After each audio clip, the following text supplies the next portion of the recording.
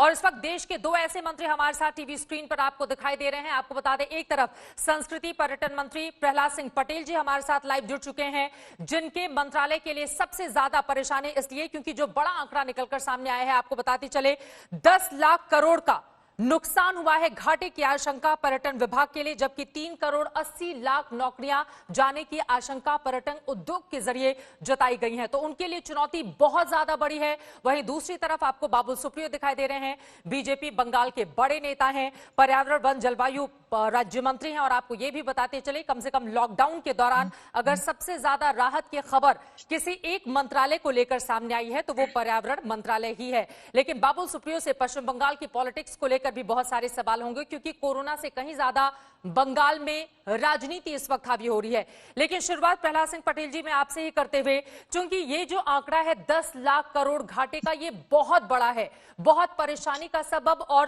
3 करोड़ 80 लाख नौकरियां अगर जाती हैं तो आपके लिए मुश्किलें बहुत ज्यादा रहने वाली हैं। इसमें जान फूंकने के लिए किस तरह की कवायद, कोशिश, क्या रणनीति, क्या प्लानिंग आपकी ओर से तैयार की गई है? चित्रा जी, ये बात बिल्कुल सही है कि सबसे पहले हमारा उद्योग या हमारा स्टेक होल्डर्स का कामकाज बंद हुआ है और सबसे बाद में शुरू होगा। बिल्कुल। इसलिए जो आकलन है, जो मोटा आकलन आपने किया होगा, तो मैं मानता हूँ वो सही ही होगा। लेकिन हमको इस बात का अंदाजा भी हमको है कि देश में जो भी रोजगार सृजन के आंकड़े, उसमें लगभग 12% से ज्यादा की भागीदारी पर्यटन मंत्रालय की, प्रत्यक्ष और परोक्ष जो रोजगार होते हैं। और इसलिए चुनौती है, क्षति है, नुकसान है, बड़ा नुकसान है। इस बात का अंदाजा भी स्टेक होल्डर्स को भी है, सरकार को भी। लेकिन कुछ चीजें इस सारी परिस्थिति के बीच में एक आशा की किरण के रूप में भी हमारे सामने आई। जब मैंने मंत्रालय संभाला था तब कोरोना का कोई संकट नहीं था, लेकिन तब भी मैंने कहा था कि धन से ज्यादा जरूरी पर्यटन में है धारणा बदलने की जरूरत। और उस बात को लेकर हमेशा हम चुनौतियों का सामना करते रहे। लेकिन इस कोरोना के इस महामारी के बीच में दुनिया में जिस प्रकार से भारत की प्रतिष्ठा ऊपर गई है, फिर नंबर 1 पर मैं जो अनुकूलता देखता हूँ कि जब भी हमारा कामकाज शुरू होगा तो दुनिया में शायद हम सबसे तेज गति के साथ में आगे बढ़ेंगे।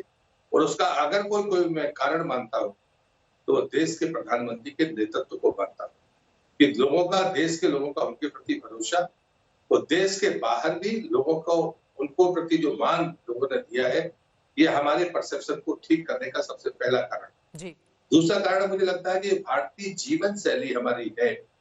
इस कोरोना के आपदा के बीच में जो चीजें, जो लोग हमारा मजाक उड़ाते थे या हमारे मूल्यों को कमतर बताने की गलती करते थे, वो एहसास दुनिया के सामने हुआ है कि भारतीय जीवन शैली इस आपदा से निकलने में बहुत सहायक है। तीसरी बात है कि जो हमारे परंपरागत चिकित्सा पद्धति थी, और इसलिए मैं आंकड़े के तौर पर नहीं कहूंगा, जानकारी के तौर पर कहूंगा कि देश के भीतर जितने भी विदेशी पर्यटक थे, उन तमाम विदेशी पर्यटकों ने अपने देश जाने की बजाय भारत में रहना स्वीकार किया। ये हमारी चिकित्सा पद्धति के प्रति मान और विश्वास का तीसरा उदाहरण।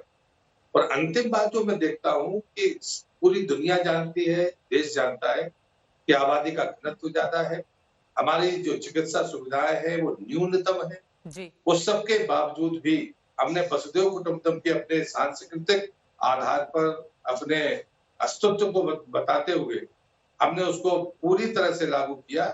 और ताकतवर अमेरिका को भी औषधियां दी और जरूरतमंद ब्राजील को भी दी। मुझे लगता है कि जिनके पास साधन थे वो नहीं कर पाए वो काम जो भारत ने किया।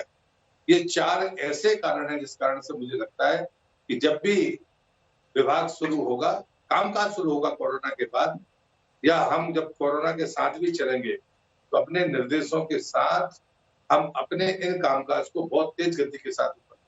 लेकिन पर्यटन उद्योग पूरी तरह से बदल जाएगा कोविड-19 के पास। विश्वास बहाली के उपाय लोगों के भीतर आपकी ओर से कैसे किए जाएंगे? मंत्री जी, इस सवाल का जवाब मैं आपसे लूंगी, लेकिन उसके पहले बाबुल सुप्रियो के पास आते हुए, चूंकि एक तरफ हम पर्यटन उद्योग की तस्वीरें भी अपने दर्शकों के सामने देख रहे हैं, तो उसके साथ ही आप पर्यावरण के जरिए भी महसूस कर सकते हैं कि पर्यावरण के लिहाज से किस तरह से शुद्धता चारों तरफ महसूस की जा रही है। सबसे पहले मैं चाहूंगी कि दो बड़ी बातें अपने मंत्रालय को लेकर बाबुल सुप्रियो हमारे दर्शकों को आप बताइए कि आपका रोल कैसा रहा है कोविड-19 के दौरान। उसके बाद पश्चिम बंगाल जिसको लेकर वहां की सरकार पर बहुत ज्यादा आक्रामक रहे हैं, उससे जुड़े हुए मेरे सवाल होंगे।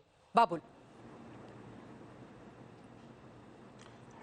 देखिए, पहली बात तो ये है कि कोई भी डिसीजन, पहली बात तो एक्स्ट्राऑर्डिनरी सर्कमस्टेंसेस जब होते हैं तब एक्स्ट्राऑर्डिनरी निर्णय डिसीजंस लेने पड़ते हैं। लेकिन एक डिसीजन, अच्छा डिसीजन तभी होता है जब वो डिसीजन सही वक्त पे लिया जाता है। और पूरी दुनिया ने हमारे माननीय प्रधानमंत्री जी का सराहना की है कि उन्होंने जितने टाइमली और इतना करेक्ट समय पर, सही मौके पर उन्होंने लॉकडाउन का ऐलान किया। काफ़ी शॉर्ट नोटिस से उन्होंने किया, क्योंकि उनको ऐसा लगा था कि 130 करोड़ के देश में कम्युनिटी स्प्रेड बोलिए या जो थोड़ा सा उन्होंने बाद में एक उन्होंने जिक्र भी किया है इसका टीवी में कि थोड़ा सा केयरलेसनेस, केयर फ्री हमारे में एक बात है, एंटाइटलमेंट फीलिंग है कि सबको हो सकता है, हमें कुछ नहीं होगा, तो थोड़ा मार्केट घूम के आ जाते हैं। ये जो चिंतन है, ये इस वजह से हमारे देश में बहुत जल्दी कोरोना फैलने का एक बहुत बड़ा डर था। लेकिन ये हम ज़रूर मानेंगे कि पूरी दुनिया में अगर आप देखें तो जो हमसे तथाकथित बहुत शक्तिशाली देश है पैसे के मामले में, प्रयुक्ति के मामले में, आप देखिए वो सारे देश से हमने बहुत बेहतर प्रदर्शन किया है। और इस बेहतर प्रदर्शन के पीछे कहीं ना कहीं आपको ये मानना ही पड़ेगा कि सरकार के समयोपयोगी, जो समय करेक्ट टाइम पे करेक्ट डिसीजन लेने की जो क्षमता और जो शक्ति हमारे माननीय होम मिनिस्टर साहब, प्रधानमंत्री जी की निगरानी में जो लिया है, ये आपको उसको आपको श्रेय देना ही पड़ेगा। अभी बात आती है कि हमारे मिनिस्ट्री का इसमें कैसे रोल रहेगा जब धीरे धीरे हम देखिए, अभी तो हमारी मिनिस्ट्री के लिए सारे जो आंकड़े हैं वो बहुत फेवरेबल है। अब दिल्ली के लिए रोज हर 2 घंटे में मेरे पास जो ईमेल आता था, सारे जो जगह है वो लाल दिखाता था, डेंजरस, बहुत ही खतरनाक एयर क्वालिटी थी। अब सारे के सारे जो है वो ग्रीन आ रही है। तो ये हमारे समय पे अगर देखेंगे तो नील गाय, लेपर्ड वो रास्ते में चल रहे हैं, हाथियां बहुत खुश है। प्रहलाद भाई, आप पर्यटन मंत्री है, लेकिन ये समय है जब ऐसा लग रहा है कि जू में इंसान है और जानवर जो है उसको देखने के लिए निकले हैं। ये तो हमारे आंकड़ों में अगर आप जाएंगे तो हमारे मिनिस्ट्री की स्थिति, जो सारी चीजें हैं वो बहुत सुंदर है। लेकिन आने वाले दिनों में जब ये सारे फैक्ट्रीज खोलना शुरू होंगे, जब हमें, जैसे आज कई दिनों से एक बात चल रही है कि जैसे एड्स के लिए टीका नहीं निकला, वैक्सीन नहीं निकला, जैसे और बहुत सारी बीमारियां हैं जिसके लिए वैक्सीन नहीं निकले हैं, हो सकता है कि हमें कोविड के साथ जीना पड़े। We have to live with certain disappointments. या वैक्सीन आने में 2 साल और लगे तो क्या सारा इकोनॉमी ठप हो जाएगा, सारी चीजें बंद हो जाएगी? नहीं।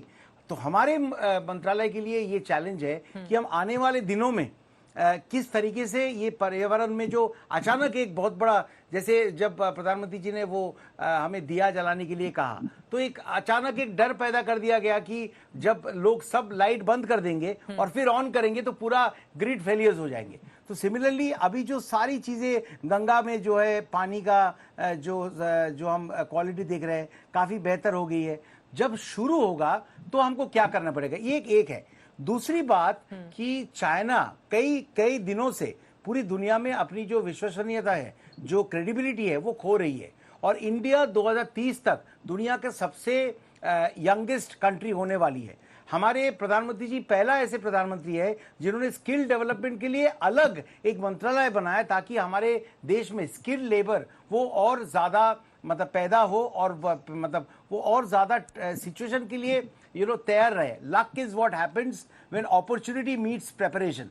मैं ये नहीं कह रहा हूं कि कोविड के वजह से इंडिया के सामने ये मौका आया कि मेक इन इंडिया को हम और तेजी से आगे लेके जाए क्योंकि चाइना से लोग भागना चाहते हैं। मैं ये कहूंगा कि ये जो मौका हमारे सामने आया है, ये सारी चीजें जिसकी तैयारी प्रधानमंत्री जी कर रहे थे, आज एफडीआई का आप आंकड़े देखिए, आप स्किल डेवलपमेंट के आंकड़े देखिए, मेरे हिसाब से आने वाले दिनों में चैलेंजेस के साथ साथ पैरेलली इंफ्रास्ट्रक्चर में जो इस बार 1 लाख करोड़ के ज्यादा खर्चा करने की बात की गई है इस बार की बजट में, तो आप देखेंगे कि हम सही दिशा में चल रहे हैं। और ये सारे वो जो है ये प्रिपरेशंस ये सही होती दिशा रही में है हमें कि जाना अब भी वो होगा, मौका हमारे क्योंकि सामने आया है। अर्थव्यवस्था के मैं फिर लिहाज से से बोल रहा बहुत हूं, बड़ी चुनौती का सामना और बाबुल हम जा सभी रहे को हैं करना और पड़ेगा आगे आने वाले वक्त हाँ। में।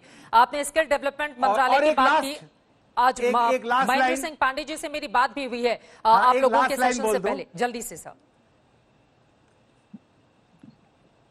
एक लास्ट लाइन बोल दूं, ये है कि 2 दिन पहले हमारे मंत्रालय में हमारे सीनियर मिनिस्टर प्रकाश जावड़ेकर जी की चेयरमैनशिप में हमने एक अधिकारियों को हमने कहा था कि ईसी जो एनवायरमेंटल क्लियरेंस इसको देने में जो है कई सालों से बहुत समय लगता है, इतने अड़चने हैं, इतने सारे नियम हैं, इतने एनजीटी ये वो कोर्ट में जाना, बहुत सारे अड़चने हैं। अगर हम समझ लीजिए 63rd पोजीशन में आ गए, जो एक टाइम पे 142 हो रहा था ईज ऑफ डूइंग बिजनेस में, तो इसी को भी हमें बहुत ज्यादा और स्मूथ करना पड़ेगा एनवायरमेंटल क्लियरेंस देने की जो प्रक्रिया है। ये महत्वपूर्ण बात है आपने कही। कुल मिलाकर बाबुल, आपकी बातों से मुझे समझ में आया है कि आपका मंत्रालय ग्रीन जोन में है और प्रहलाद जी का मंत्रालय इस वक्त रेड जोन में है।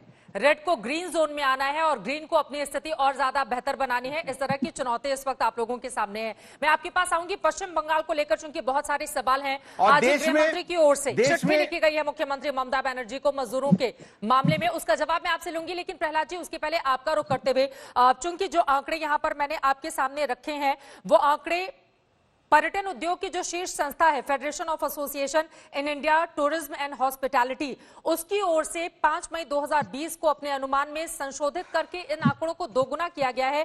पहले मार्च में ये 5 लाख करोड़ का था और अब जैसा कि मैंने आपको 10 लाख करोड़ का कहा है, यानी कि आंकड़े यहां से जारी किए गए हैं। अब मैं आपसे ये जानना चाहूंगी कि इस दिशा में आप अपने कदम आगे कैसे बढ़ा रहे हैं। लॉकडाउन जब तक है तब तक है, लेकिन धीरे धीरे जब इसको खोला जाएगा तो पर्यटन के लिहाज से इसमें जान फूंकने की कवायद और लोगों के भीतर विश्वास आप कैसे पैदा करेंगे कि आपका मंत्रालय पूरी तरह से तैयार है, यहां कोई दिक्कत पर्यटकों को नहीं होगी, क्योंकि लोग अपने घरों के भीतर कैद हैं, बंद हुए हैं।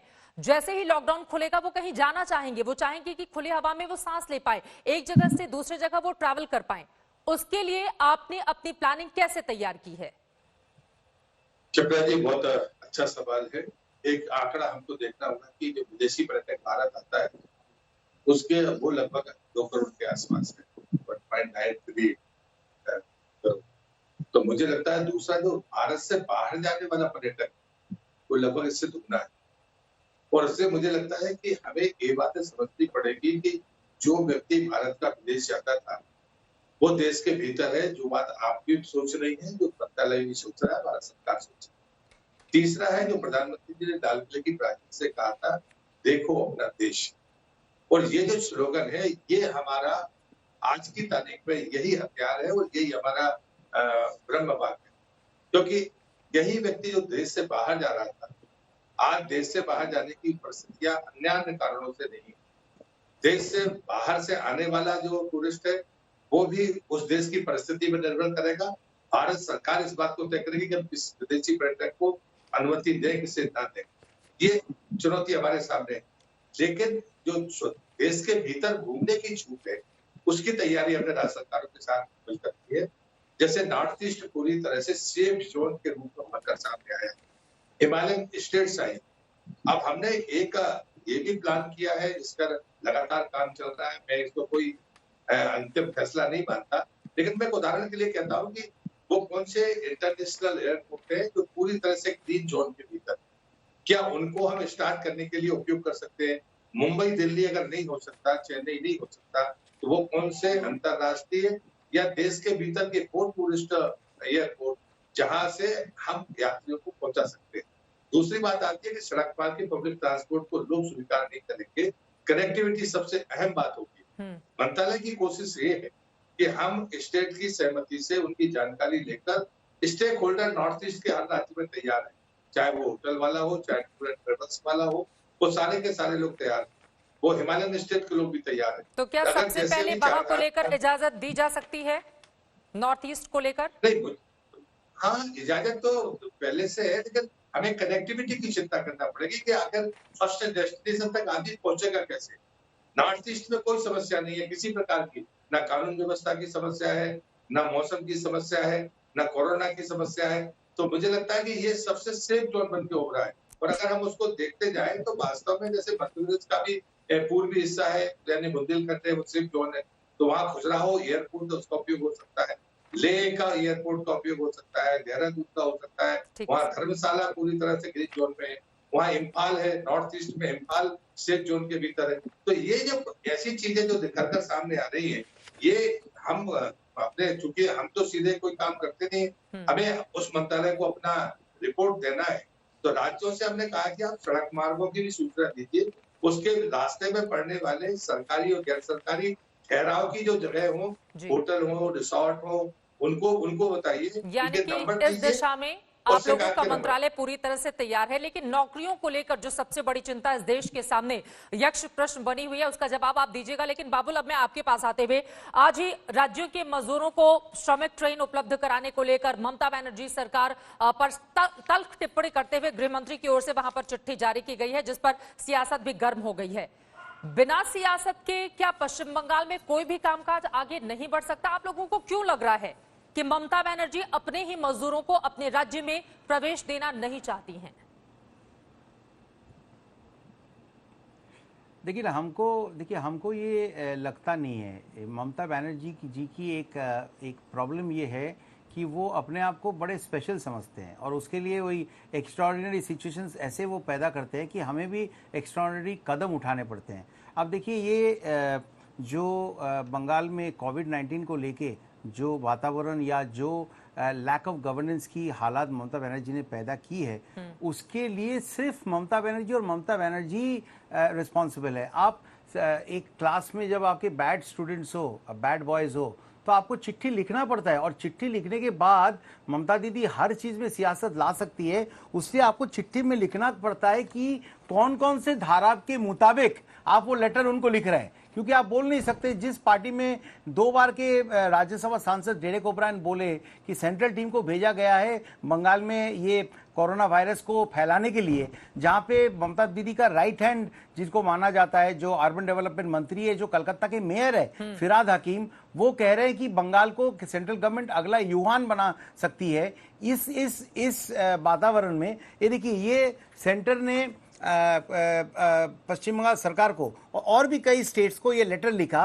बंगाल सरकार को ये बताना पड़ा कि कौन कौन से ऑनरेबल सुप्रीम कोर्ट का ऑर्डर नंबर 31 मार्च 2020 रिट पिटिशन ये देना पड़ा, कौन से नेशनल डिजास्टर एक्ट के कौन से धारा के तहत सेंट्रल गवर्नमेंट ये टीम भेज सकती है और क्यों भेजना पड़ा। लेकिन बाबू, अगर ममता सवाल दीदी ये ऐसा है सोच ना रही कि है, अगर जैसे एक वो ही स्टेट को ट्वीट करती लेकर है, मुझे एक लाइन सब हमलावर रहेंगे। मेरा सवाल इसी से जुड़ा हुआ, उसमें आप जवाब दे दीजिएगा। अगर वहां पर केंद्र की टीम भेजी जाएगी, अगर कहा जाएगा कि मौत के आंकड़े वहां पर ज्यादा है, राज्य सरकार छिपा रही है, मजदूरों को लेकर भी तल्ख टिप्पणी करते हुए वहां पर चिट्ठी जारी कर दिया जाएगा, तो ये आपसे सवाल पूछा जाएगा ना कि एक स्टेट को लेकर ही इतना ज्यादा कॉन्सेंट्रेशन बीजेपी के नेताओं का क्यों है? क्योंकि बीजेपी के नेताओं की नहीं है। मैं आपसे इस वक्त जो बात कर रहा हूं, आप प्लीज इसे आप रिकॉर्ड कर रहे हैं, पूरी देश देख रही है। मैं सिर्फ और सिर्फ माननीय प्रधानमंत्री जी के मंत्रिमंडल के एक सदस्य होने के नाते बात कर रहा हूं। मेरे लिए कंट्री फर्स्ट है, मैं बंगाल का हो सकता हूं, लेकिन मेरे पास बहुत काम है मेरे को बंगाल को लेके। लेकिन ममता दीदी अगर ऐसा सोच रही है कि, और ट्वीट भी करते हैं कि I request the citizens of Bengal, दीदी सिटीजन्स ऑफ बंगाल नहीं है, सिटीजन्स ऑफ इंडिया है, रेसिडेंट्स ऑफ बंगाल है। और देखिए अमित शाह जी ने सुबह चिट्ठी लिखी है, उसके बाद ममता दीदी ने 8 ट्रेन का परमिशन दिया ना, लेटर लिखना पड़ा, फिर परमिशन दिया ना। जो आईसीएमटी ने कलकत्ता जाने के बाद जो गंभीर सारी चीजें आपने देखा, आंकड़ों में कैसे बदलाव आए हैं। एक दिन में 242% इंक्रीज हुआ है नंबर ऑफ डेथ में, number of Covid audit committee. ये क्या होता है? आप कोविड ऑडिट कमिटी को, डॉक्टर्स को चिट्ठी लिखना पड़ रहा है कि आप हमें बताइए कि ये कोविड पॉजिटिव से जो डेथ हुई है इसके बारे में हमको क्या करना चाहिए। और मुर्शिदाबाद जनरल हॉस्पिटल का सुपर का एक लेटर मैंने निकाल दिया था, जो तृणमूल के एक नेता से मुझे मिले थे, वो इतना डरे हुए थे। उसमें लिखा हुआ है कि सब डेथ को यूजुअल डेथ कहा जाएगा और कोविड-19 किसी में लिखा नहीं जाएगा। क्या हुआ? चिट्ठी लीक हुई तो ममता बनर्जी ने उनको अगले दिन उनकी बदली कर दिया। बांगूर हॉस्पिटल की हालत बहुत खराब है, जो कोविड स्पेशलिटी हॉस्पिटल बोल रहे हैं, तो वो उसमें एक वीडियो बाहर आ गई है जहां पे डेड बॉडीज पड़े हुए हैं। मैं मानता हूं कि पूरे देश में बहुत जगह पे ऐसा हो रहा है, ये ह्यूमन फॉल्ट भी हो सकता है, लेकिन गवर्नमेंट की तरफ से किसी अधिकारी या मंत्री वहां जाके देखे नहीं कि खामियां क्या क्या है। क्या हुआ, रात को 12 बजे एक डायरेक्टिव आया कि हॉस्पिटल के अंदर मोबाइल फोन यूज नहीं कर सकते।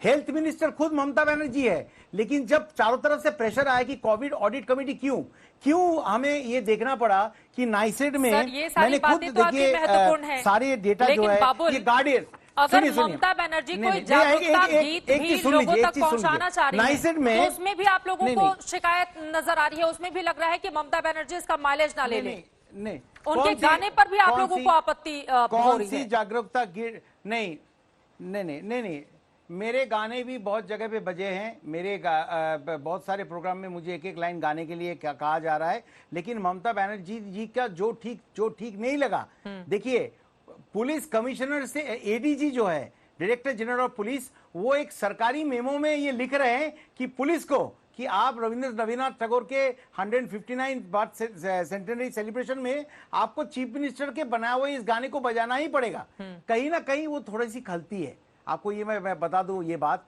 ये थोड़ी सी खलती है। जैसे कल कैलकाटा म्यूनिसिपल कॉर्पोरेशन का आप चुनाव नहीं हो सकती है, ये इसका अनाउंसमेंट हुआ, तुरंत उन्होंने जो इस वक्त मेयर है, इनकम्बेंट मेयर है, उनको ही उन्होंने उसका काउंसिल का उन्होंने हेड बना दिया। जो सुपरवाइजरी एक कमेटी बनती है उसका हेड बना दिया, जो अनकॉन्स्टिट्यूशनल है। और उसमें बीजेपी नहीं, सीपीएम, कांग्रेस सब ये बात कर रही है। अब देखिए, मेरे पास डेटा है, आप एक मिनट मुझे कहने दीजिए। वो शुरू से कहते आए, मैं रैपिड टेस्टिंग डेटा की किट की बात नहीं कर रहा हूं, उसमें पूरे देश में जो किट भेजे गए उसमें प्रॉब्लम थी और हेल्थ मिनिस्ट्री से कहा गया था कि उसे यूज ना करे। लेकिन जो आईसीएमआर ने जो टेस्टिंग किट्स भेजा है उसका 28,000 किट कैलकाटा में पड़ा रहा। और मार्च के शुरुआत में जो एक सेकंड, मुझे 30 सेकंड्स दीजिए, आपने सवाल किया, जवाब सब आंकड़े मेरे पास बाय हार्ट है।